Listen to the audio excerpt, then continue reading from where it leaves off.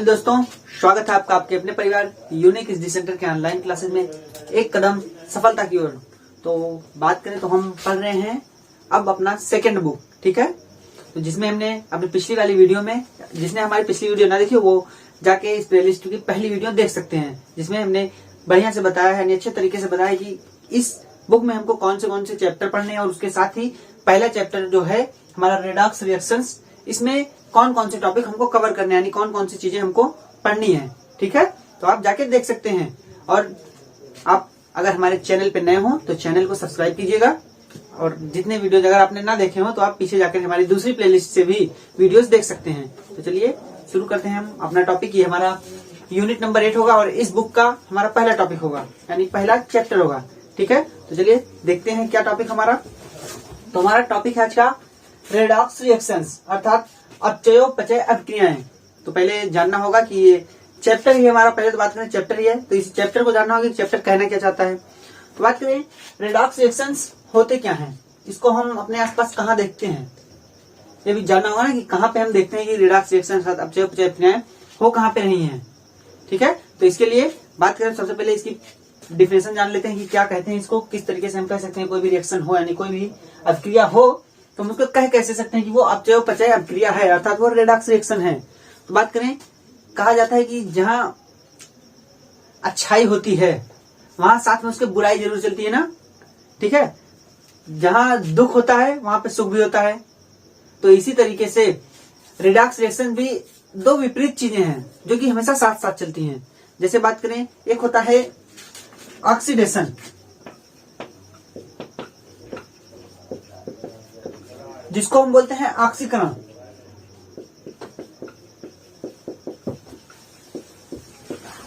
ठीक है। और इसी तरीके से जो इसके विपरीत वाला होता है वो होता है रिडक्शन, जिसको हम बोलते हैं अपचयन।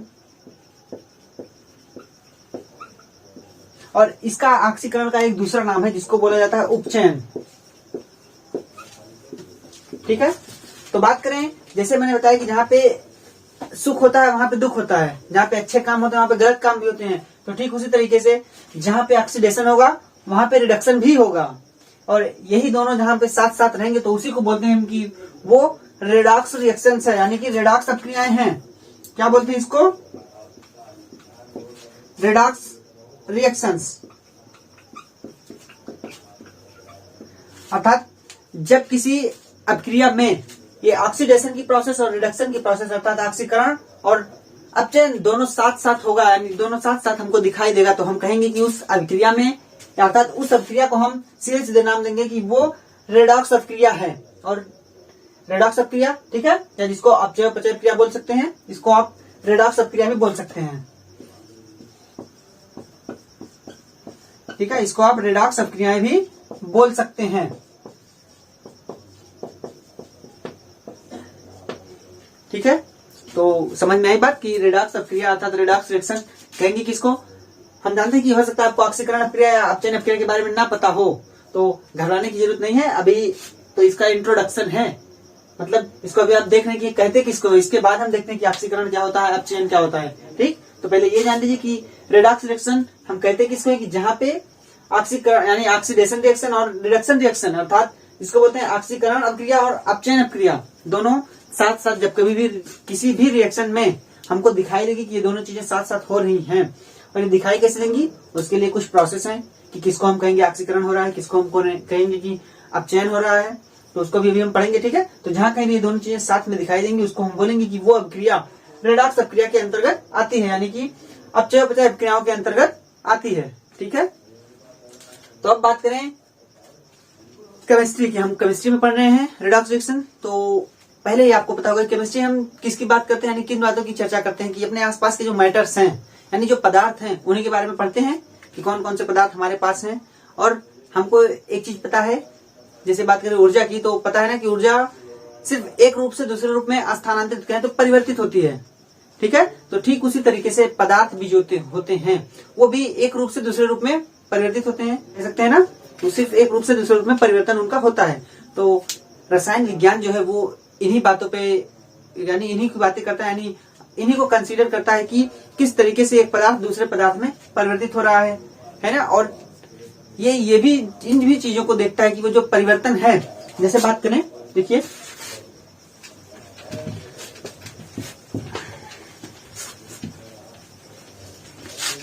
बात करें तो अगर कोई मान लीजिए कोई एक मैटर है, ठीक है, जिसको हम बोलते हैं क्या, पदार्थ। तो ये जब एक कंडीशन में था, पहली कंडीशन में, जब ये चेंज हुआ दूसरी कंडीशन में, अर्थात अभी इसकी सेकेंड पोजीशन होगी, यानी कह सकते हैं सेकेंड स्टेट हो गई। ये पहली स्टेट में था, अब चेंजिंग होकर के ये सेकेंड स्टेट में हो गया, ठीक है, क्या ट्रांसफॉर्मेशन बोल सकते हैं ना, यानी परिवर्तन या रूपांतरण बोल सकते हैं। तो मैटर जब एक स्टेट से चेंज होकर दूसरे स्टेट में चला गया, तो इसी को यानी इन्हीं का अध्ययन ये गया, तो लेकिन ये एक ट्रांसफॉर्मेशन था, यानी जिसको हम बोलते हैं कि रिएक्शन, ये एक रिएक्शन के थ्रू गया, अर्थात एक अभिक्रिया के द्वारा ही इसका चेंजिंग यानी इसका परिवर्तन किसी अभिक्रिया के द्वारा ही एक स्टेट से दूसरे स्टेट में हुआ। और ऐसी बहुत से रिएक्शंस हैं, ठीक है, यानी बहुत से पदार्थ बहुत प्रकार के अभिक्रिया करके दूसरे पदार्थ में चेंज होते हैं या दूसरे स्टेट में जाते हैं। तो उन्हीं में से एक बहुत ही महत्वपूर्ण स्टेट है, यानी बहुत ही महत्वपूर्ण रिएक्शन है, जो कि मैटर को एक रूप से दूसरे रूप में ट्रांसफॉर्म करता है, जिसका नाम है अपचय अभिक्रिया अर्थात रेडॉक्स रिएक्शन, ठीक है। तो इन्हीं ट्रांसफॉर्मेशन का एक रूप बोल सकते हैं कि इन्हीं परिवर्तनों का एक रूप है, यानी इन्हीं अभिक्रियाओं में से एक अभिक्रिया है जो कि बहुत ही महत्वपूर्ण है, जिसको हम बोलते हैं रेडॉक्स रिएक्शन, ठीक है। तो अब देखना है कि ये रेडॉक्स रिएक्शन होते क्या है, इनका यूज देख लेते हैं पहले, उसके बाद हम जानते हैं कहाँ पे, ठीक है। देखिए बात करें रेडॉक्स रिएक्शन की, तो ये ट्रांसफॉर्मेशन तो होता है और ये यूज भी होते हैं कहाँ पे, बात करें तो ये फिजिकल फॉर्म में भी हो सकते हैं, यानी फिजिकल अभिक्रियाओं में भी हो सकते हैं, फिजिकल यानी कि भौतिक परिवर्तनों में भी रेडॉक्स रिएक्शन का यूज होता है।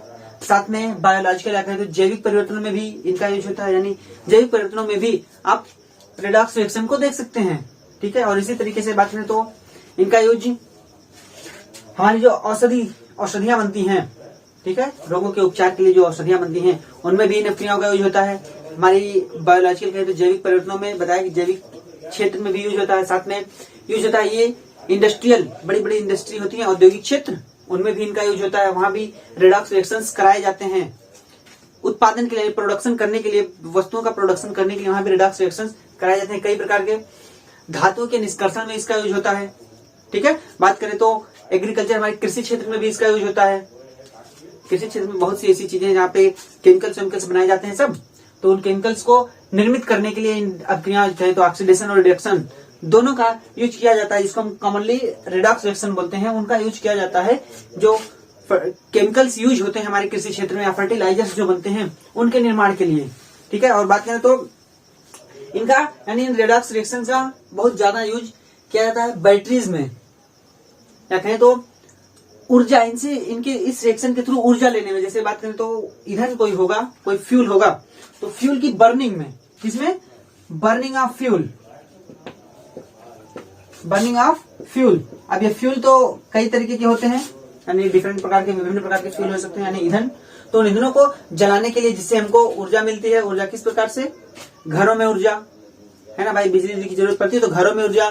साथ में बैटरी, जो ट्रांसपोर्ट सिस्टम है हमारा, ट्रांसपोर्ट सिस्टम मतलब जो परिवहन तंत्र है हमारा, परिवहन तंत्र में गाड़ियां चलती हैं, तो गाड़ियों में भी जो बैटरीज होती हैं उनमें ये प्रोसेस होती है। और अगर आपने हमारी पिछली वीडियो देखी हो जिसमें हमने बताया है पूरा कि इस चैप्टर में हमको कौन कौन सी चीजें पढ़नी, तो उसमें हमारा लास्ट टॉपिक था क्या, redox reactions and batteries, electrode process था ना, यानी इलेक्ट्रोड प्रक्रम। तो बैटरीज में इलेक्ट्रोड लगते हैं, तो वही इलेक्ट्रोड प्रक्रम इससे संबंधित है, ठीक है।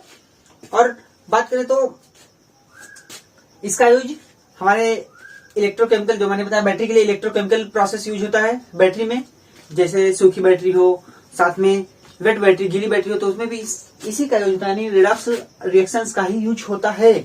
कहे तो बहुत बड़ा यूज है इसका, और ये बहुत ही महत्वपूर्ण, बहुत ही इंपॉर्टेंट है कि इसको हमें जानना होगा, ठीक है। और इसका यूज किया जाता है कहे तो जब धातुओं का निष्कर्षण किया जाता है, जैसे धातुओं का निष्कर्षण मतलब खनिजों से जब धातुओं को अलग अलग किया जाता है, शुद्ध धातुएं निकाली जाती हैं, तो उसमें जो हाईली रिएक्टिव मेटल्स होते हैं, हाईली रिएक्टिव मेटल्स, अर्थात बहुत अपक्रियाशील मेटल्स होते हैं। इनको निष्कर्षण के लिए, मतलब इनको अलग करने के लिए, इसी तरीके से हाईली रिएक्टिव जो हमारे नॉन मेटल्स होते हैं, अर्थात अधातुएं, इनको भी उनके खनिज से यानी अयस्कों से अलग करने के लिए इस रेडॉक्स अपक्रिया का यूज किया जाता है। और इसी तरीके से मैंने बताया कि बहुत से कंपाउंड यानी बहुत से यौगिकों को बनाने के लिए, केमिकल कंपाउंड रासायनिक यौगिकों को बनाने के लिए इसका यूज किया है। जैसे बहुत प्रकार की चीजें हम यूज करते हैं, कास्टिक सोडा हुआ, विभिन्न प्रकार के कहे तो कॉस्मेटिक्स आते हैं, उनमें भी इनका यूज होता है। विभिन्न प्रकार की दवाइयां आती हैं, उनमें भी इनका यूज होता है। केमिकल्स तो ही, केमिकल्स से ही दवाइयां, कॉस्मेटिक्स या जो भी औषधियां बनती हैं सब बनती है ना, तो उनमें इसी रेडॉक्स अपक्रिया का ही यूज होता है। ठीक है। और बात करें तो एक बहुत ही ब्रॉड यूज बोल सकते हैं, एक इन्वायरमेंटल इशू होता है, यानी पर्यावरणीय जगह पे इसका यूज होता है। कहाँ पे?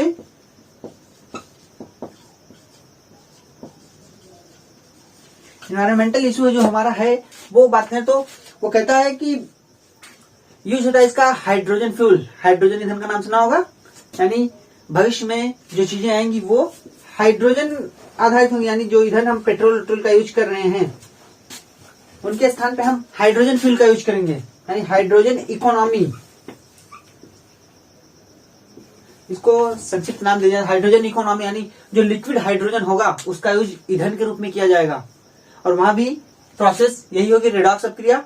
ठीक है। और इसी तरीके से जो हमारी ओजोन लेयर का नाम सुना है, जो हमको सूर्य की हानिकारक पराबैंगनी किरणों से हमारी रक्षा करती है, हमारी पृथ्वी तक उस पराबैंगनी किरणों को नहीं आने देती है, उसमें भी जो छिद्र हो रहा है, सुना होगा कि उसमें छिद्र हो रहे हैं, जगह जगह पे छिद्र हो रहे हैं, छिद्र का आकार बढ़ता जा रहा है। तो कहें तो बहुत ही महत्वपूर्ण ये रेडॉक्स अपक्रिया भी वहां पे लागू होती है। जो कारण है किसका? डेवलपमेंट ऑफ ओजोन होल, यानी जो ओजोन परत में छिद्र हो रहा है वहां भी ये रेडॉक्स अपक्रिया ही लगती है। ठीक है। तो कहने का मतलब यहाँ पे रेडॉक्स अपक्रिया का यूज होता है, जो मैंने बताया। जैसे कोई भी केमिकल्स बनाना हो, यानी कोई भी रसायन बनाना हो, तो वहां पे रेडॉक्स अपक्रिया का यूज होता है, जहाँ पे या तो ऑक्सीडेशन कराया जाएगा या रिडक्शन कराया जाएगा। और इंडस्ट्रीज में बड़े औद्योगिक स्तर पर बड़े पैमाने पे होता है यूज। कहें तो सभी भौतिक परिवर्तनों या बायोलॉजिकल यानी जैविक परिवर्तनों में भी इसका यूज होता है। ठीक है। हमारी मेडिसिन जो आती हैं इन्हीं अपक्रियाओं की देन है। और इसी तरीके से हमारे एग्रीकल्चर में बहुत सारे उर्वरक आते हैं, केमिकल्स आते हैं, जो दवाएं आती हैं, किसमें? जो पौधों में रोग लग जाते हैं या पौधों को एनर्जी या टॉनिक के रूप में काम करते हैं, उन सब में इनका यूज होता है। ठीक है। तो ये होते हैं रेडॉक्स रिएक्शंस, जो मैंने बताया कि रेडॉक्स रिएक्शन में ऑक्सीकरण और अपचयन दोनों साथ साथ होते हैं। तो अब हम उन्हीं को देखते हैं कि सबसे पहले तो पुरानी अवधारणाओं, यानी जो पुरानी परंपरागत अवधारणाएं हैं किसके लिए? ऑक्सीकरण और अपचयन के लिए। क्योंकि अब हम जान चुके हैं कि रेडॉक्स रिएक्शंस क्या होते हैं, यानी अपचय प्रतिक्रियाएं क्या होती हैं, हम ये जान चुके हैं। तो अब हमको जानना होगा कि अब इसमें जो दो टर्म नया है, एक ऑक्सीडेशन और दूसरा रिडक्शन, अर्थात एक ऑक्सीकरण और दूसरा अपचयन। तो हम इनको जानने की तरफ चलेंगे कि ऑक्सीकरण क्या होता है और रिडक्शन यानी कि अपचयन क्या होता है। तो बात करें उसके लिए हम सबसे पहले बात करेंगे कि इसकी जो परंपरागत अवधारणाएं हैं, अर्थात जो पुराना चलन है, जो पुराना तरीका बताया गया है कि कोई भी रिएक्शन किस तरीके से होगा, तब उसको हम कहेंगे वो ऑक्सीकरण अपक्रिया है या वो अपचयन अपक्रिया है। तो पहले हम उसी को जानेंगे, यानी हमारी पहले जो टॉपिक होगी वो होगी क्या? क्लासिकल आइडिया ऑफ कहें तो रेडॉक्स रिएक्शन बोल सकते हैं। कॉमनली हमने कहा कि साथ में बोल सकते हैं रेडॉक्स रिएक्शन, या फिर बोल सकते हैं oxidation reaction and reduction reaction. तो हम सबसे पहले देखेंगे ऑक्सीडेशन रिएक्शन। ठीक है, कि ऑक्सीडेशन रिएक्शन क्या होते हैं। तो चलिए शुरू करते हैं हम अपना पहला टॉपिक। ये तो भी चैप्टर के बारे में हमारा इंट्रोडक्शन था कि चैप्टर में जो चैप्टर का नाम है उसको हम किस तरीके से यूज कर सकते हैं। ठीक है, यानी कहाँ कहाँ पे वो यूज होता है। तो अब हम देखते हैं हमारा पहला topic classical idea of oxidation या classical idea of redox reaction. ठीक है, देखिए क्या होगा हमारा पहला टॉपिक होगा क्लासिकल आइडिया ऑफ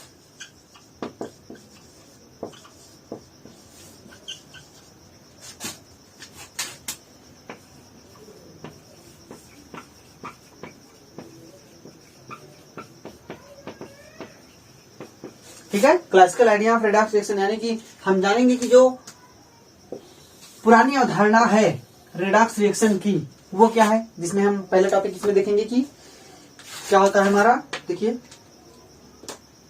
इसमें हम पहला टॉपिक अपना देखेंगे ऑक्सीडेशन। पहले जानेंगे कि ऑक्सीडेशन क्या होता है, ऑक्सीडेशन रिएक्शन क्या होते हैं। ठीक है, तो सबसे पहले हम उसी को देखेंगे कि ऑक्सीडेशन रिएक्शन क्या होते हैं। तो देखिए सबसे पहला टॉपिक हुआ हमारा ऑक्सीडेशन।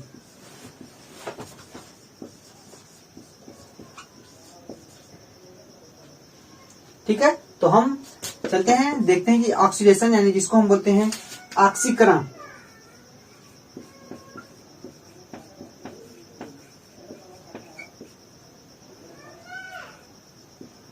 तो हम जानेंगे कि ऑक्सीकरण हम कहते किसको हैं। ठीक है, तो देखिए ऑक्सीकरण हम कहते किसको हैं। तो बात करें नाम ऑक्सीकरण यानी कि ऑक्सीडेशन। तो अगर नाम से आप समझना चाहे तो समझ सकते हैं कि ऑक्सीडेशन यानी पहले ही ऑक्सीजन आ रहा है ना, नाम में पहले ऑक्सी है, इसका मतलब ऑक्सीजन से ही संबंधित होगा कहीं ना कहीं।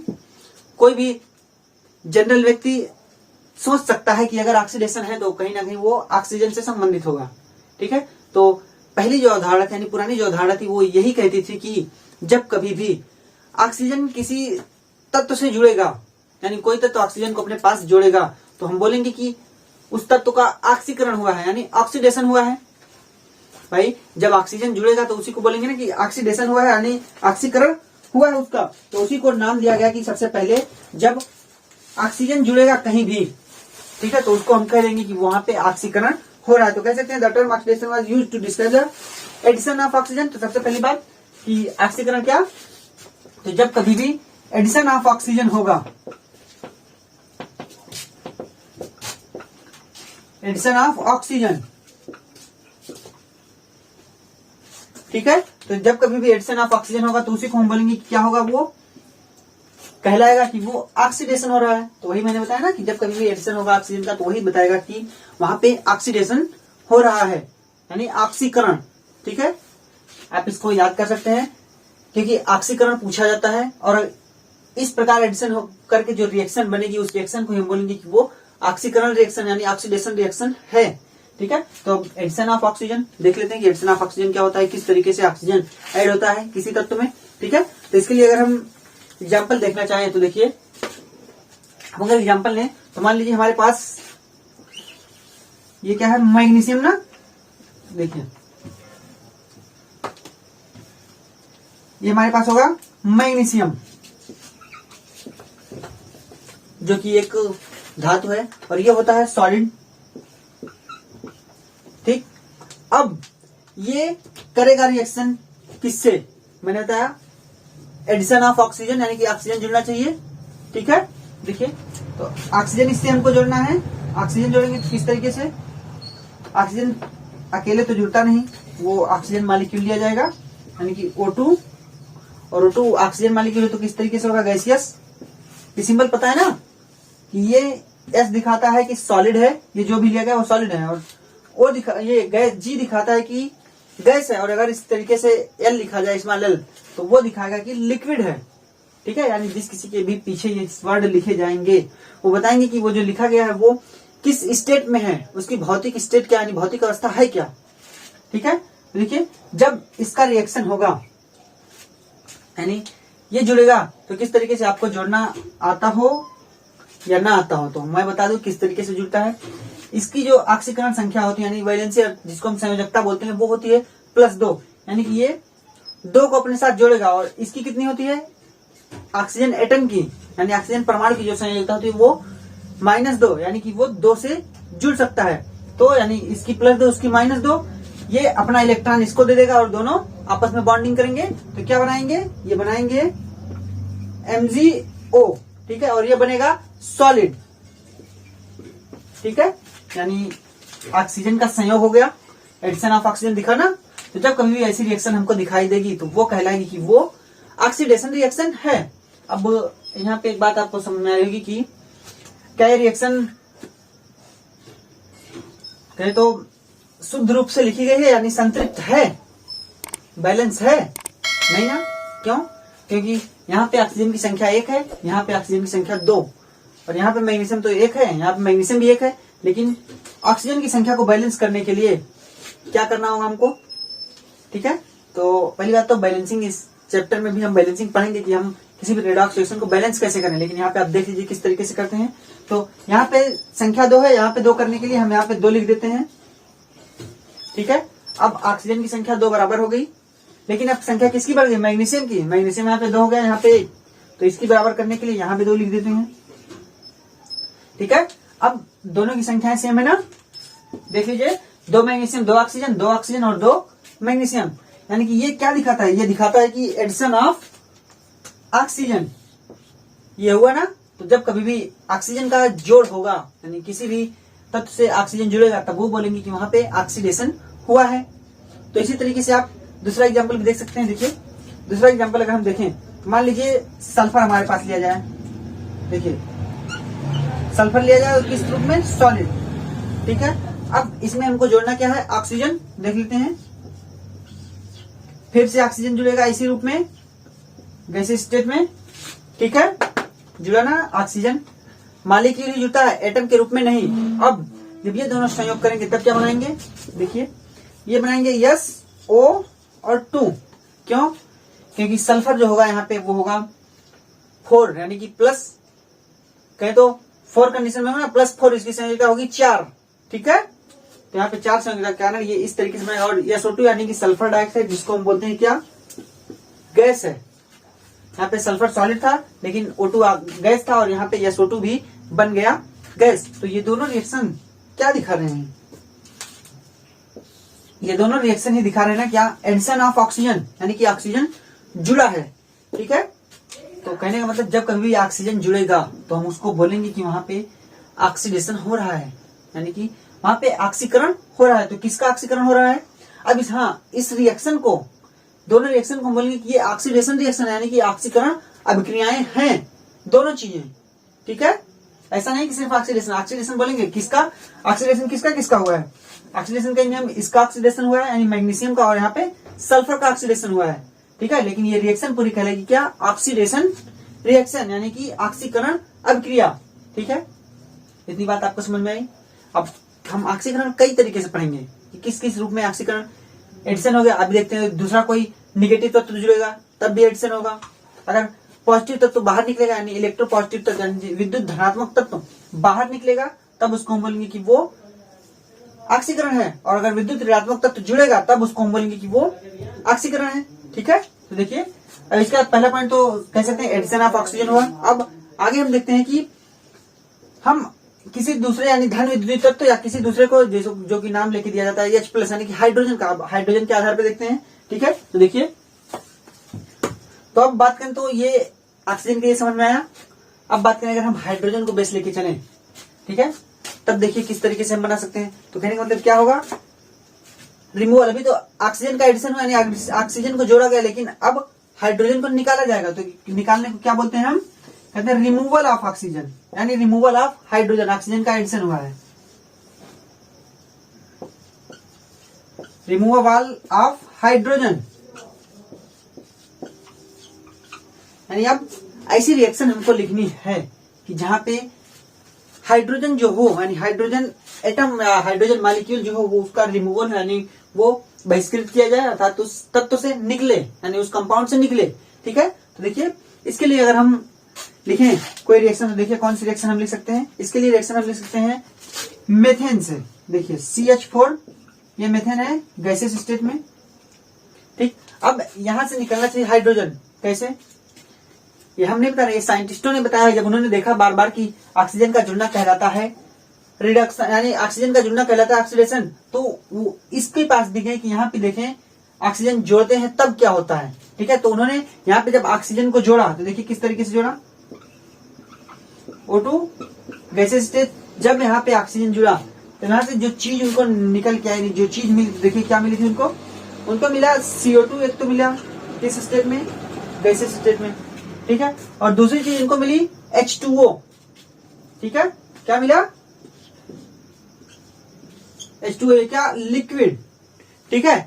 H2O इनको मिला लिक्विड रूप में। तब इन्होंने कहा कि अगर ऑक्सीजन का जुड़ना कहलाता है ऑक्सीडेशन, तो हम कह सकते हैं ये हाइड्रोजन का निकलना भी ऑक्सीडेशन कहलाएगा, ठीक है। यानी इसीलिए रिमूवल ऑफ हाइड्रोजन है किसके अंतर्गत, ऑक्सीकरण के अंतर्गत, यानी अगर हम कहें कि ऑक्सीजन का जुड़ना, यहाँ पे देख रहे हैं ना ऑक्सीजन यहाँ पे जुड़ा है, तब जाके ये CO2 बनाया और H2O। तो इन्होंने कहा कि अगर ऑक्सीजन जुड़ के हम कह सकते हैं कि ऑक्सीडेशन है, यानी वो ऑक्सीकरण है, तो क्यों ना हम ये कहें कि अगर हाइड्रोजन को हम बाहर निकाल दें, भाई ऑक्सीजन के जुड़ने से हाइड्रोजन बाहर निकल रहा है ना, तो क्यों ना हम ये कहें कि अगर हम हाइड्रोजन को बाहर निकाल दें तो भी कह सकते हैं कि ऑक्सीकरण है, यानी ऑक्सीडेशन है। ठीक है, तो यहाँ पे 2 पॉइंट हमको मिले। एक तो मिल गया ऑक्सीजन का जुड़ना जो कि कहलाएगा ऑक्सीडेशन, और दूसरा मिल गया हाइड्रोजन का निकलना, ये भी कहलाएगा ऑक्सीडेशन। ठीक है, तो देखिए पहले इसको बैलेंस कर लेते हैं। क्या ये बैलेंस है? नहीं ना, क्यों? क्योंकि हाइड्रोजन की यहाँ पे हाइड्रोजन की संख्या 4 है, यहाँ पे हाइड्रोजन की संख्या 2 है, यहाँ पे ऑक्सीजन की संख्या 2 है, लेकिन यहाँ पे ऑक्सीजन की संख्या कितनी है? 2 और 1 3। तो इसकी संख्या बराबर करनी होगी हमको ना। तो देखिए कितना कर सकते हैं, 2 1 3 है। तो अगर हाइड्रोजन की संख्या बराबर करने के लिए यहाँ पे 2 लिखते हैं, है ना, तो हाइड्रोजन तो 4 हो गया बराबर, लेकिन ऑक्सीजन की संख्या कितनी होगी? 2 और 2 4, लेकिन यहाँ पे 2 है, तो यहाँ पे 2 लिख देते हैं। अब ऑक्सीजन की संख्या बराबर हो गई, यानी ये कौन सी चीज थी? ये थी मेथेन। ठीक, और ये क्या है? ये है कार्बन डाइऑक्साइड। कार्बन डाइऑक्साइड, ठीक है। तो ये है क्या? रिमूवल ऑफ हाइड्रोजन, यानी हाइड्रोजन को निष्कासित किया गया है, यानी हाइड्रोजन का निकलना कह बोल सकते हैं। हाइड्रोजन का निकलना क्या कहलाता है? हमारा ऑक्सीकरण, यानी ऑक्सीडेशन। ठीक है, तो 2 पॉइंट याद कीजिए, ऑक्सीजन का जुड़ना ऑक्सीडेशन, साथ में हाइड्रोजन का निकलना भी ऑक्सीडेशन, यानी कि ऑक्सीकरण। ठीक है, तो इन दोनों पॉइंट्स को जानने के बाद एक नई चीज आएगी कि अब अगर एक तो हमने देखा ऑक्सीजन जो था वो कहें तो इलेक्ट्रोनेगेटिव एलिमेंट था, यानी विद्युत ऋणात्मक तत्व था, और हाइड्रोजन जो है ये विद्युत धनात्मक तत्व है, यानी इलेक्ट्रोपॉजिटिव तत्व है। तो इनके आधार पे एक नया रूप, यानी एक नई परिभाषा दी गई। देखिए, और ये जो रिएक्शन अभी हमने देखी ये लिमिटेड थे, यानी जो लिमिटेड डिफिनेशन थी अभी तक ऑक्सीजन की, ठीक है, कि ऑक्सीजन का जुड़ना कहलाता है ऑक्सीडेशन, तो उन्हीं छोटी सी डिफिनेशन के आधार पर ही बताया गया। धीरे धीरे जब चीजें ब्रॉड होने लगी, यानी बड़े स्तर पर होने लगी, तब कहा गया कि अब धनायन और ऋणायन को लेकर के, यानी धन विद्युतीय तत्व और ऋण विद्युतीय तत्व को लेकर के बताया जाएगा। ठीक है, तो इसमें एक रिएक्शन और देख लीजिए, हाइड्रोजन का निकलना। ठीक है, तो देखिए अगर हम H2S को लें, हाइड्रोजन सल्फाइड, ठीक है, जो कि गैस के रूप में, और इसमें अगर हम ऑक्सीजन का जोड़े, भाई ऑक्सीजन जुड़ेगा तभी कहलाएगा क्या? रिडक्स, यानी तभी कहलाएगा कि वो ऑक्सीडेशन है। तो जब यहाँ पे ऑक्सीजन जुड़ा, तब ऑक्सीजन इससे जुड़ने के बाद क्या बनाएगा? देखिए क्या बनाएगा, एक तो ये सल्फर बनाया जो कि सॉलिड होगा, ठीक है, और साथ में H है, O है, तो जाहिर सी बात है जल बनेगा। ठीक है, तो क्या बनाया इन्होंने? और बनाया H2O जो कि क्या होगा? लिक्विड। ठीक है, H2O बनेगा लिक्विड रूप में। तो देखिए लिक्विड, तो कहने का मतलब यहां भी हुआ ऑक्सीजन जुड़ा, तो लेकिन इससे जुड़ा हाइड्रोजन से, लेकिन यहाँ पे इसका यानी हाइड्रोजन सल्फाइड का ऑक्सीडेशन हुआ है, जिसकी वजह से यहाँ पे हमको सल्फर मिल रहा है, यानी कि सल्फर सॉलिड रूप में। ठीक है, किसका? हाइड्रोजन सल्फाइड का ऑक्सीकरण हुआ है, जिसकी वजह से सल्फर मिल रहा है। और यहाँ पे क्या हुआ है? रिमूवल ऑफ हाइड्रोजन हुआ है ना, देख सकते हैं आप, रिमूवल ऑफ हाइड्रोजन हुआ है, यहाँ पे हाइड्रोजन यहां से निकला है तभी सल्फर मिला। ठीक है, तो क्या यहाँ पे बैलेंस है? रिएक्शन हमको बैलेंस करते हुए चलना है। ठीक है, तो बैलेंस है नहीं, बैलेंस कर देते हैं। देखिए कैसे बैलेंस करेंगे, तो बैलेंस करने के लिए क्या करेंगे हम?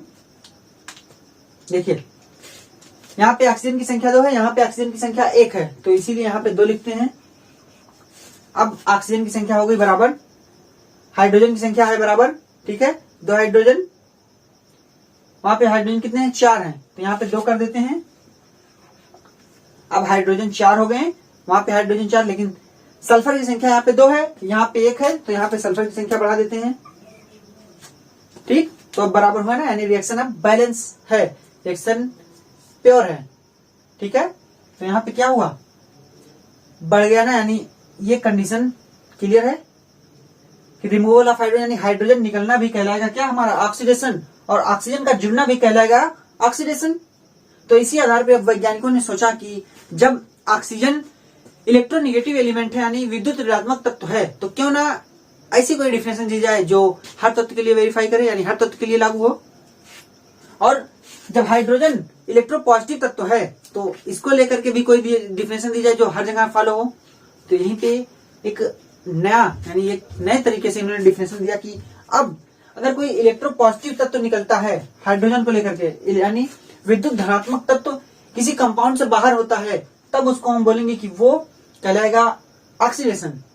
और इसी तरीके से कहा कि अगर विद्युत ऋणात्मक तत्व जुड़ता है किसी कंपाउंड या किसी तत्व से, तो वो कहलाएगा कि वो भी ऑक्सीडेशन है। ठीक है, तो देखते हैं हम अब निकालते हैं कोई विद्युत धनात्मक तत्व बाहर निकालते हैं। ठीक है, तो देखिए, तो बोल सकते हैं removal of any electropositive element. ठीक है, तो क्या रिमूवल ऑफ इलेक्ट्रोपॉजिटिव एलिमेंट। ठीक है,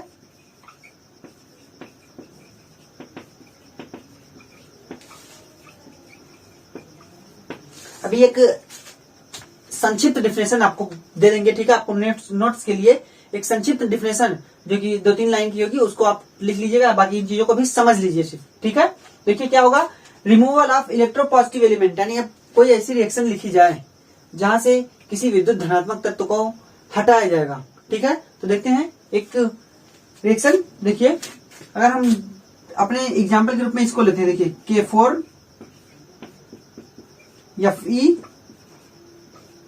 FeCN6, अगर ना पता हो कि इसको बोलते क्या है, तो ये होता है कोऑर्डिनेशन कंपाउंड। ठीक है, यानी उपसंयोजक यौगिक। ओके, ये होगा एक्वस रूप में। ठीक है, एक्वस यानी कि जली, और इसकी रिएक्शन कराई जाती है H2O2 से।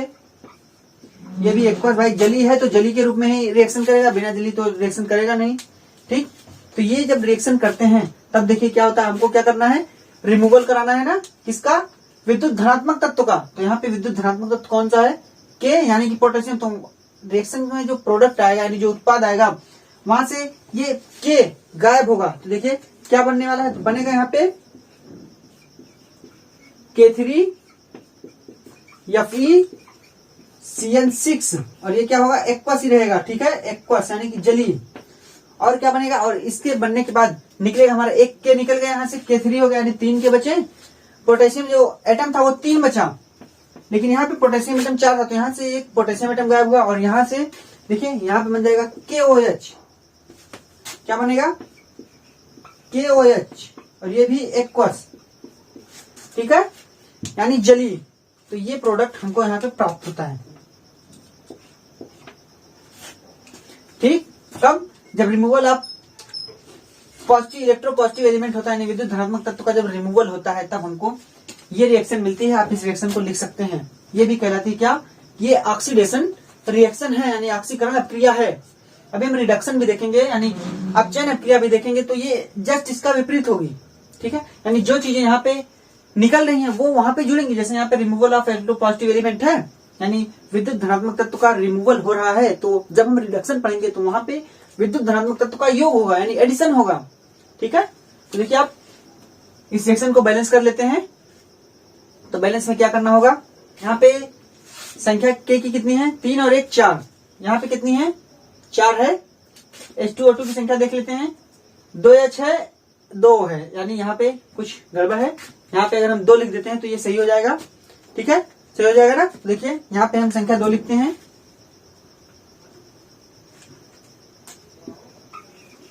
अब इसकी संख्या बराबर हो गई, बराबर हुई ना, लेकिन किसकी संख्या गड़बड़ हो गई, पोटेशियम की, क्योंकि 3 और 2 5, अब पोटेशियम की संख्या हो चुकी है 5। तो इसको सही करने के लिए क्या करना होगा, देखिए 5 को सही करने के लिए हम क्या करते हैं, देखिए उसके लिए हम यहाँ पे 2 लिखते हैं, तो संख्या कितनी होगी, 4 दूना 8।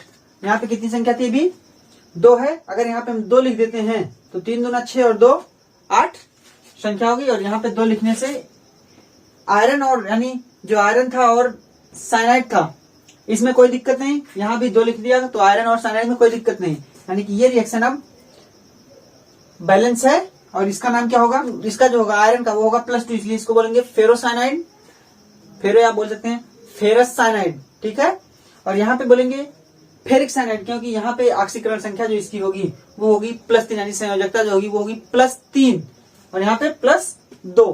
ठीक है, आपको नहीं समझ में आया होगा अगर कि कैसे +2 और कैसे +3 हम बोल रहे हैं, तो जब हम ऑक्सीकरण संख्या निकालना बताएंगे तब आप आसानी से समझ जाएंगे किस तरीके से यहाँ पे ऑक्सीकरण संख्या निकाली जाएगी और किस तरीके से यहाँ पे ऑक्सीकरण संख्या इसकी +2 आएगी और यहाँ पे किस तरीके से +3 आएगी। ठीक है, तो इसको भी हम बोलते हैं क्या, ऑक्सीडेशन, यानी क्या हो रहा है, रिमूवल ऑफ इलेक्ट्रोपॉजिटिव एलिमेंट। ठीक, और इसी तरीके से अब अगर हम एडिशन करें, किसका एडिशन अगर हम करें किसी इलेक्ट्रोनेगेटिव एलिमेंट का, क्यों, क्योंकि हमने ऑक्सीजन का एडिशन किया है तब हमको ऑक्सीकरण कहलाया है। तो देखिए अगली रिएक्शन जो हम देखेंगे वो होगा एडिशन ऑफ इलेक्ट्रोनेगेटिव एलिमेंट। ठीक है, एडिशन ऑफ इलेक्ट्रोनेगेटिव एलिमेंट। अब वो इलेक्ट्रोनेगेटिव एलिमेंट कोई भी हो सकता है जो कि पीरियोडिक टेबल के दाएं साइड में पाया जाता है, यानी राइट साइड में पाया जाता है ना इलेक्ट्रोनेगेटिव तत्व, क्योंकि पीरियोडिक टेबल में हमको पता है कि विद्युत ऋणात्मकता बाएं से दाएं जाने पर बढ़ती है और दाएं से बाएं जाने पर घटती है। तो हमने क्या बताया, विद्युत ऋणात्मक तत्व का जुड़ना तो बाएं साइड यानी दाएं साइड का जो तत्व होगा अर्थात राइट साइड का जो तत्व होगा वही जुड़ेगा। ठीक है, जैसे मान लीजिए किससे जोड़ देते हैं, देखिए रिएक्शन हम लिखना चाहें तो देखिए इससे हम लिख देते हैं मैग्नीशियम Mg जो कि सॉलिड होता है, इसको हम जोड़ते हैं, मान लीजिए कोई भी तत्व आ जाए, मान लीजिए हम जोड़ते हैं क्लोरीन से, Cl2 मॉलिक्यूल के रूप में रहेगा और ये गैसेस फॉर्म में। ठीक है, गैसेस फॉर्म में जब ये इससे जुड़ेगा तो किस रूप में जुड़ेगा, Mg इसकी जो संयोजकता होती है +2 और इसकी क्लोरीन की संयोजकता एक की होती है -1, लेकिन 2 है तो 2 की -2 हो जाएगी, यानी कि सीधे इससे जुड़ जाएगा। तो क्या बनाएगा, ये बनाएगा MgCl2 बनाएगा ना, MgCl2 और क्या होगा, सॉलिड। ठीक है, क्यों, क्योंकि ये है हमारा सॉलिड और वो वहां पे जुड़ के बनाएगा क्या, सॉलिड, गैस से जुड़ के। तो ये क्या हुआ, इलेक्ट्रोनेगेटिव एलिमेंट जुड़ा ना, क्लोरीन जो इलेक्ट्रोनेगेटिव एलिमेंट है ना, यानी विद्युत ऋणात्मक तत्व है, जो कि जुड़ गया मैग्नीशियम यानी विद्युत धनात्मक तत्व से। तो कहेंगे कि इस मैग्नीशियम का ऑक्सीकरण हुआ है, यानी मैग्नीशियम का ही ऑक्सीडेशन हुआ है। ऐसा नहीं कि इसका ऑक्सीडेशन, नो, ऑक्सीडेशन इसका हुआ है। अभी जब हम रिडक्शन पढ़ेंगे तो हम देखेंगे कि इसका रिडक्शन होगा। क्या होगा, रिडक्शन।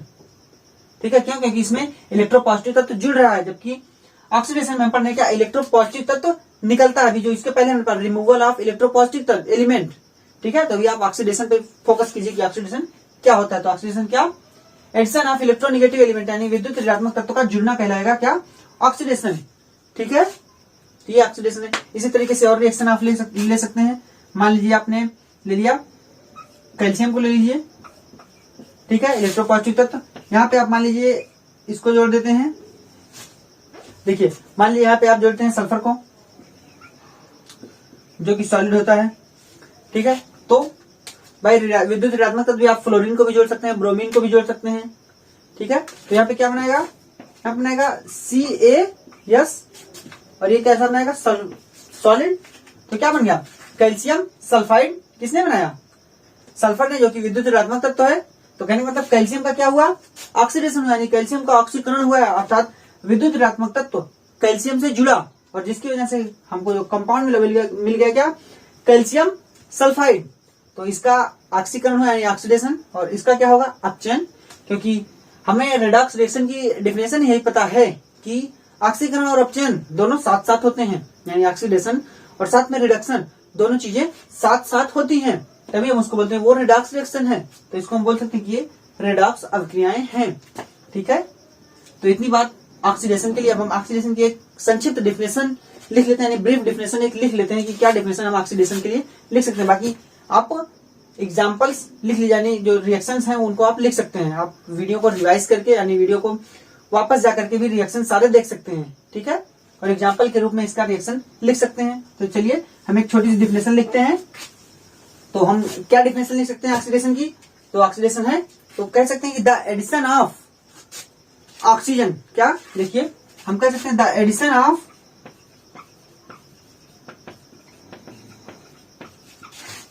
ऑक्सीजन। ठीक है, और ऑक्सीजन का एडिशन या इलेक्ट्रोनेगेटिव एलिमेंट। ठीक है, और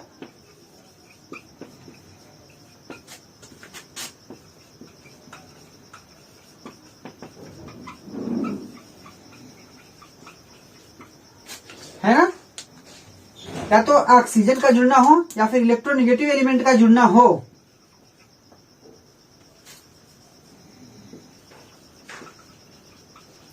तो हम उसको बोलेंगे कि वो वहां पे ऑक्सीडेशन हो रहा है।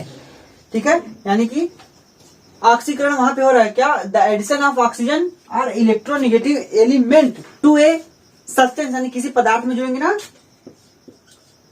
To a substance. ठीक है, या फिर ये कंडीशन होगी इतना होगा, तब हम उसको बोलेंगे कि वो हो क्या रहा है, वो हो रहा है ऑक्सीकरण। या फिर हम कहते हैं और रिमूवल, हमने रिमूवल पे भी देखा है। तो क्या? द एडिशन ऑफ ऑक्सीजन और electronegative element to a substance, और बोल सकते हैं और रिमूवल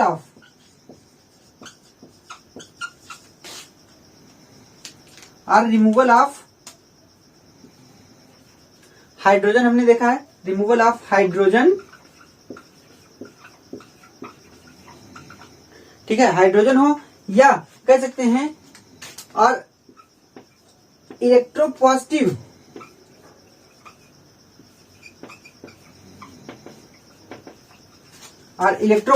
एलिमेंट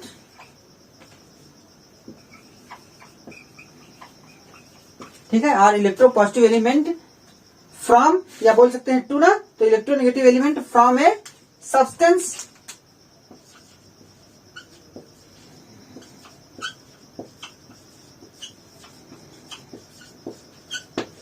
ठीक है, तो ये जो डिफिनेशन है यही कहलाएगी कि ये हमारा क्या होगा, ऑक्सीडेशन। ठीक है, तो आप इसको लिख सकते हैं।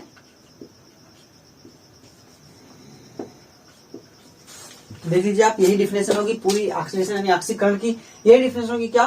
द एडिशन ऑफ ऑक्सीजन और इलेक्ट्रोनेगेटिव एलिमेंट, ठीक है, टू ए सब्सटेंस, यानी किसी पदार्थ में ऑक्सीजन का जुड़ना या फिर किसी विद्युत ऋणात्मक तत्व का जुड़ना, और या फिर रिमूवल ऑफ हाइड्रोजन और electropositive element from a substance, या फिर किसी सब्सटेंस यानी किसी पदार्थ से हाइड्रोजन का निकलना या फिर किसी विद्युत धनात्मक तत्व का निकलना, क्या कहलाएगा? ऑक्सीकरण यानी ऑक्सीडेशन। तो इसको लिख सकते हैं नोन एज या कॉल्ड ऑक्सीडेशन।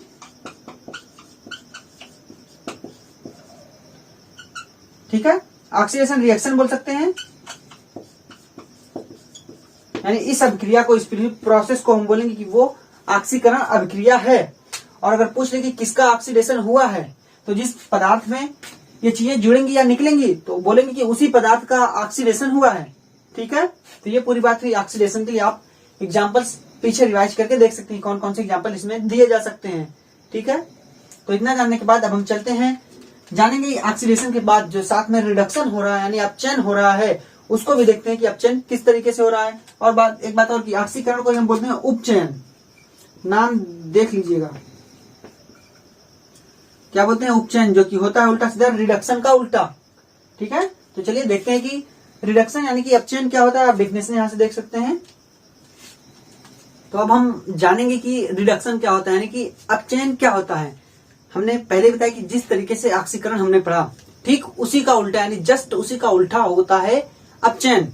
ठीक है, जैसे सच्चाई और झूठ साथ में होते हैं, उसी तरीके से अपचयन और ऑक्सीकरण दोनों साथ में होते हैं। तो जैसे हमने ऑक्सीकरण पढ़ा, ठीक उसी का उल्टा यानी जितनी चीजें उसमें हमने पढ़ी उसी का उल्टा ही हम पढ़ेंगे अपचयन में। ठीक है, तो देखिए हमने पहली बात करें तो शुरू में जो ऑक्सीडेशन की डिफिनेशन थी, क्या? ऑक्सीजन का जुड़ना कहलाता है ऑक्सीडेशन। तो ठीक उसी तरीके से पहली डिफिनेशन के अनुसार शुरुआत में ही कहा गया कि जब ऑक्सीजन निकलेगा तो उसको हम बोलेंगे क्या? कि वो रिडक्शन है। ऑक्सीजन का जुड़ना तो ऑक्सीडेशन, लेकिन ऑक्सीजन का जुड़ना कहा गया कि ऑक्सीडेशन। तो ठीक उसी तरीके से जब ऑक्सीजन निकलेगा तब उसको हम बोलेंगे कि वो रिडक्शन यानी कि वो अपचयन की क्रिया है, अर्थात उस रिएक्शन को हम बोलेंगे कि वो रिडक्शन रिएक्शन है। ठीक है, जैसा कि आप इसमें देख सकते हैं, यानी इस वाले समीकरण में आप देख सकते हैं ना, पहले वाले में, तो इसको हम 1 नाम दे सकते हैं, यानी पहला वाला समीकरण जो कि दिखा रहा है कि यहाँ पे ऑक्सीजन निकल रहा है। ठीक है, तो मर्क्यूरिक ऑक्साइड से ऑक्सीजन निकल गया, जिसकी वजह से यहाँ पे मर्क्यूरिक बचा यानी कि मरकरी सिर्फ बचा लिक्विड फॉर्म में। ठीक है। तो ये क्या यहाँ पे दिखा रहा है, रिमूवल ऑफ ऑक्सीजन है, क्या है, removal of oxygen, removal of O2 आप बोल सकते हैं, ऑक्सीजन का सिंबल है। तो रिमूवल ऑफ O2 यानी कि ऑक्सीजन का रिमूवल हो रहा है, यानी ऑक्सीजन यहां से निकल रहा है ना पहले पॉइंट में। जबकि जब ऑक्सीडेशन हम पढ़ रहे थे यानी ऑक्सीकरण पढ़े तो हमने एडिशन ऑफ O2 यानी एडिशन ऑफ ऑक्सीजन देखा था, ठीक है। अब दूसरी बात देखिए, हमने उसमें दूसरा देखा कि हाइड्रोजन का निकलना क्या कहलाता था, हाइड्रोजन का निकलना कह रहा था कि वो होता है हमारा ऑक्सीडेशन, ठीक है। हाइड्रोजन का निकलना क्या था, ऑक्सीडेशन था ना, ठीक है।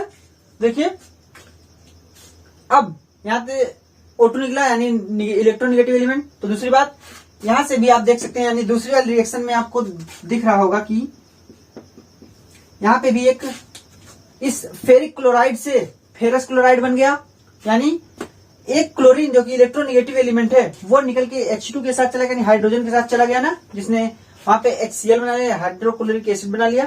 तो कहने का मतलब यहाँ पे हमको दिख रहा है, यहाँ पे प्रोसेस हो रही है कौन सी, रिमूवल ऑफ इलेक्ट्रोनेगेटिव एलिमेंट। क्या है, रिमूवल ऑफ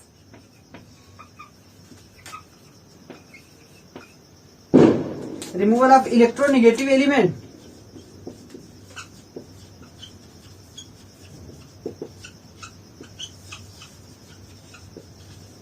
ठीक है। यानी विद्युत ऋणात्मक तत्व का रिमूवल हुआ है यहाँ पे, ठीक है। यानी दूसरी डिफिनेशन, जबकि हमने उसमें देखा था कि एडिशन ऑफ इलेक्ट्रोनेगेटिव एलिमेंट यानी विद्युत ऋणात्मक तत्व का योग हुआ था किसमें, ऑक्सीडेशन यानी ऑक्सीकरण में। जबकि अपचयन जस्ट उसका उल्टा, पहले ही बताया कि अपचयन में जस्ट उसका उल्टा होगा, जिसमें जिस किसी का भी योग उसमें हुआ होगा ऑक्सीकरण में, उसका रिमूवल यहाँ पे होगा, यानी उसको बाहर निकाला जाएगा। तो यहाँ पे रिमूवल ऑफ इलेक्ट्रोनेगेटिव एलिमेंट हो गया ना, फेरिक क्लोराइड से फेरस क्लोराइड बन गया, यानी एक क्लोरीन जैसा इलेक्ट्रोनेगेटिव एलिमेंट यानी विद्युत रहित तत्व निकल के चला गया हाइड्रोजन के साथ और बना लिया HCl यानी हाइड्रोक्लोरिक एसिड। तो ये प्रोसेस भी यानी ये रिएक्शन भी कहलाएगी कि ये रिडक्शन रिएक्शन है, ठीक है। अब तीसरी बात देखिए, वहां पे क्या था, जब हमने ऑक्सीडेशन पढ़ा तो कहा था हाइड्रोजन का निकलना, क्या कहा था, हाइड्रोजन का निकलना कहलाता है ऑक्सीडेशन। लेकिन यहाँ पे आप देख रहे हैं कि हाइड्रोजन जुड़ रहा है इस एथीन में, एथीन से एथेन बना रहा है ना, यानी इस डबल बॉन्ड पे हाइड्रोजन एक हाइड्रोजन इस पे एक हाइड्रोजन इस पे जुड़ रहा है, यानी एडिशन रिएक्शन है ये। तो कहना मतलब ये क्या जोड़ रहे हैं, addition of hydrogen, addition of hydrogen, यानी हाइड्रोजन जुड़ रहा है और ये हाइड्रोजन का जुड़ना भी कहलाता है क्या, रिडक्शन यानी कि अपचयन, ठीक है। जबकि जब ऑक्सीडेशन हमने पढ़ा तो हमने देखा था हाइड्रोजन का निकलना कहलाता है ऑक्सीडेशन, यानी ऑक्सीकरण तब होता है जब हाइड्रोजन निकलता है। लेकिन यहाँ पे जस्ट उसका उल्टा हो रहा है, हाइड्रोजन जुड़ने की वजह से ये कहलाएगा क्या, रिडक्शन यानी कि अपचयन, ठीक है। और इसी तरीके से जो चौथी बात उसमें भी हमने देखी थी कि देखिए रिमूवल ऑफ ऑक्सीडेशन हो गया, रिमूवल ऑफ इलेक्ट्रोनेगेटिव एलिमेंट हो गया, एडिशन ऑफ हाइड्रोजन हो गया। अब बारी है कि एडिशन ऑफ इलेक्ट्रोपॉजिटिव एलिमेंट, क्योंकि वहां पे रिमूवल ऑफ इलेक्ट्रोपॉजिटिव एलिमेंट था यानी विद्युत धनात्मक तत्व को बाहर निकल रहे थे। तो अब यहाँ पे विद्युत धनात्मक तत्व को हम जोड़ेंगे। तो यहाँ पे आप देख सकते हैं इस रिएक्शन में 4 नंबर की रिएक्शन है, इसमें आप देख सकते हैं यहाँ पे मर्क्यूरी क्लोराइड था जो कि यहाँ पे मर्क्यूरस क्लोराइड हो रहा है, यानी कि एक Hg से 2 Hg हो जा रहा है। मर्क्यूरी का जो एटम है वो 2 हो जा रहा है, यहाँ पे 1 था। तो कहने का मतलब एडिशन हो रहा है किसका, इलेक्ट्रोपॉजिटिव एलिमेंट का। क्या हो रहा है, इलेक्ट्रोपॉजिटिव एलिमेंट का एडिशन हो रहा है ना।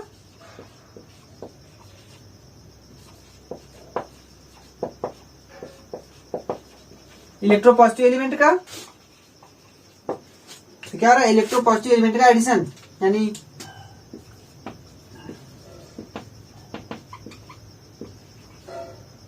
अर्थात इलेक्ट्रोपॉजिटिव विद्युत धनात्मक तत्व का एडिशन यहाँ पे हो रहा है। देखिए आप HgCl2 था, यानी ये मर्क्यूरी क्लोराइड ये था HgCl2, जो कि बाद में मर्क्यूरस क्लोराइड में परिवर्तित हो जा रहा है और एक्वस था सॉलिड हो जा रहा है यहाँ पे, ठीक है। यानी चेंज हो रहे हैं ना, यानी इस परिवर्तन में कहे तो इस ट्रांसफॉर्मेशन को हम बोलेंगे ये रिडक्शन है। लेकिन एक चीज यहाँ पे नोट करने वाली और है, यहाँ पे SnCl2 जो था यानी स्टेनस क्लोराइड जो था वो स्टेनिक क्लोराइड हो रहा है। या कहें तो यहाँ पे इलेक्ट्रोनेगेटिव एलिमेंट यहाँ से क्लोरीन उठ के यहाँ पे आया है ना, तो जब इलेक्ट्रोनेगेटिव एलिमेंट जुड़ता है तब उसको हम क्या बोलते हैं, यानी जब विद्युत ऋणी तत्व जुड़ता है तो उसको हम क्या बोलते हैं, ऑक्सीजन का जुड़ना ऑक्सीडेशन।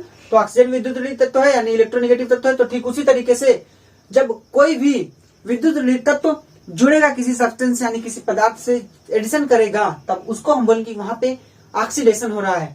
क्या कहें तो यहाँ पे ऑक्सीडेशन हो रहा है किसका, इस स्टेनस क्लोराइड का स्टेनिक क्लोराइड में परिवर्तन क्या है, ऑक्सीडेशन है। तो यहां से आप देख सकते हैं कि दोनों चीजें साथ साथ में यहाँ पे रिडक्शन हो रहा है। कब, जब Hg से यानी मर्क्यूरिक क्लोराइड से मर्क्यूरस क्लोराइड बन रहा है, ठीक है, तब रिडक्शन। लेकिन जब स्टेनस क्लोराइड से स्टेनिक क्लोराइड बन रहा है तब हो रहा है ऑक्सीडेशन, यानी दोनों चीजें साथ साथ चल रही हैं, ठीक है। तो इसीलिए कहा गया कि जब ऑक्सीडेशन और रिडक्शन दोनों साथ साथ चलेंगी तब उसको हम बोलेंगे कि वो रिडक्शन यानी वो रेडॉक्स अभिक्रिया है, अर्थात रिडॉक्स रिएक्शंस है, जिसको हम बोलते हैं अपचय अभिक्रियाएं या अपचयपचन अभिक्रियाएं, जिसमें ऑक्सीडेशन और रिडक्शन दोनों साथ साथ होती हैं। आप सभी रिएक्शंस में देखेंगे कि दोनों चीजें साथ साथ हो रही हैं। अब अगर यहाँ पे देखें, यहाँ से क्या हुआ, इलेक्ट्रोनेगेटिव एलिमेंट का रिमूवल हुआ तब रिडक्शन, लेकिन H2 में इलेक्ट्रोनेगेटिव एलिमेंट जुड़ा है, यानी हाइड्रोजन में क्लोरीन जो यहाँ से निकला वो यहाँ पे जुड़ा है। तो कहने का मतलब कि इसका हो रहा है ऑक्सीडेशन, बाय इलेक्ट्रोनेगेटिव एलिमेंट का जुड़ना ऑक्सीडेशन है ना, लेकिन यहां से इलेक्ट्रोनेगेटिव एलिमेंट का निकलना कहलाता है क्या, अपचयन यानी रिडक्शन, ठीक है। तो सीधी बात, आप यही बात ध्यान रखिए, जब ऑक्सीजन या फिर इलेक्ट्रोनेगेटिव एलिमेंट जुड़ेगा तब वो कहलाएगा ऑक्सीडेशन, और अगर ऑक्सीजन या इलेक्ट्रोनेगेटिव एलिमेंट निकलेगा तब वो कहलाएगा रिडक्शन, ठीक है। और अगर हाइड्रोजन को लेकर बात करें तो जब हाइड्रोजन या इलेक्ट्रोपॉजिटिव एलिमेंट निकलेगा तब वो कहलाएगा क्या, ऑक्सीडेशन यानी ऑक्सीकरण, और जब हाइड्रोजन या इलेक्ट्रोपॉजिटिव एलिमेंट जुड़ेगा तब वो कहलाएगा कि वो रिडक्शन है यानी अपचयन है। अब हम इस अपचयन की छोटी सी डेफिनेशन लिख लेते हैं कि अपचयन की डेफिनेशन हम लिख क्या सकते हैं, ठीक है। तो देखिए क्या डेफिनेशन लिख सकते हैं, लिखेंगे हम द एडिशन ऑफ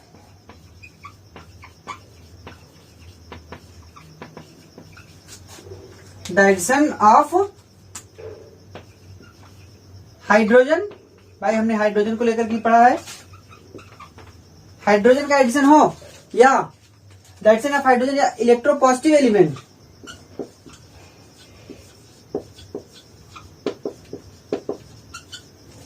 या फिर इलेक्ट्रोपॉजिटिव एलिमेंट है ना, यही पढ़ा कि अगर हाइड्रोजन का एडिशन हो रहा है या फिर किसी इलेक्ट्रोपॉजिटिव एलिमेंट का एडिशन हो तब उसको वो कहलाएगा क्या, रिडक्शन। तो कहने का मतलब द एडिशन ऑफ हाइड्रोजन या electropositive element to a substance, भाई किसी पदार्थ से ही जुड़ेगा ना, अगर पदार्थ से नहीं जुड़ेगा हम उसको बोलेंगे कैसे कि वो दिखा रहा है टू ए सब्सटेंस, ठीक है। ये बात तो हो गई एडिशन को लेकर के। जब हाइड्रोजन या कोई विद्युत धनात्मक तत्व किसी पदार्थ से जुड़ेगा तब उसको हम बोलेंगे कि वो रिडक्शन हो रहा है। अब फिर देखिए आर द रिमूवल ऑफ, भाई एडिशन हो गया, अब रिमूवल भी देखना है, the removal of oxygen, the removal of oxygen,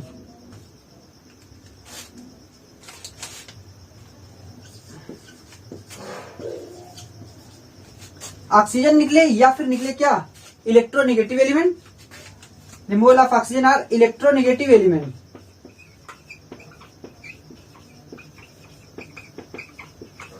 or electronegative element, ठीक है। फ्रॉम ए सब्सटेंस, भाई किसी पदार्थ से निकलेगा ना, फ्रॉम ए सब्सटेंस,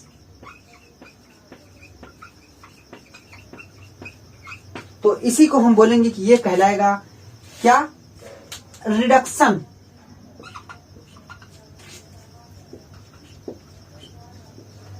ठीक है। तो क्या हो गया, द एडिशन ऑफ हाइड्रोजन या electropositive element to a substance, यानी किसी पदार्थ से या किसी यौगिक से बोल सकते हैं, हाइड्रोजन या फिर विद्युत धनात्मक तत्व का जुड़ना, ठीक है।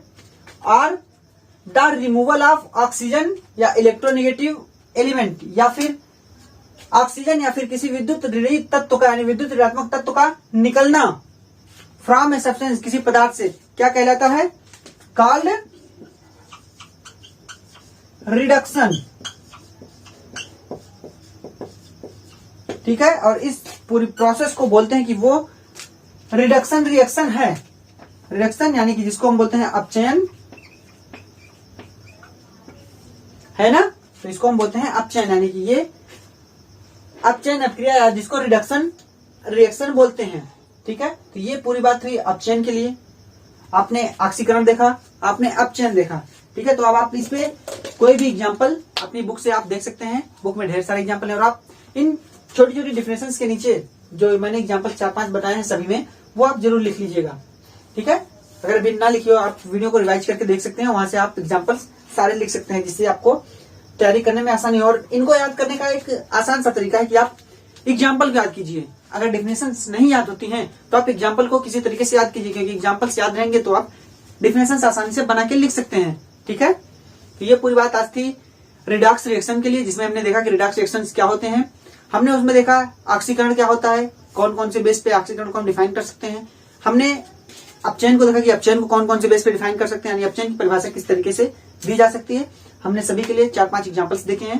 ठीक है, तो उम्मीद करता हूं कि ये वीडियो आपको बहुत अच्छा लगा होगा और आपको ऑक्सीकरण और अपचयन में डिफरेंस, यानी जो दोनों में डिफरेंस है वो समझ में आया होगा और दोनों के कॉन्सेप्ट आपको क्लियर हो गए होंगे।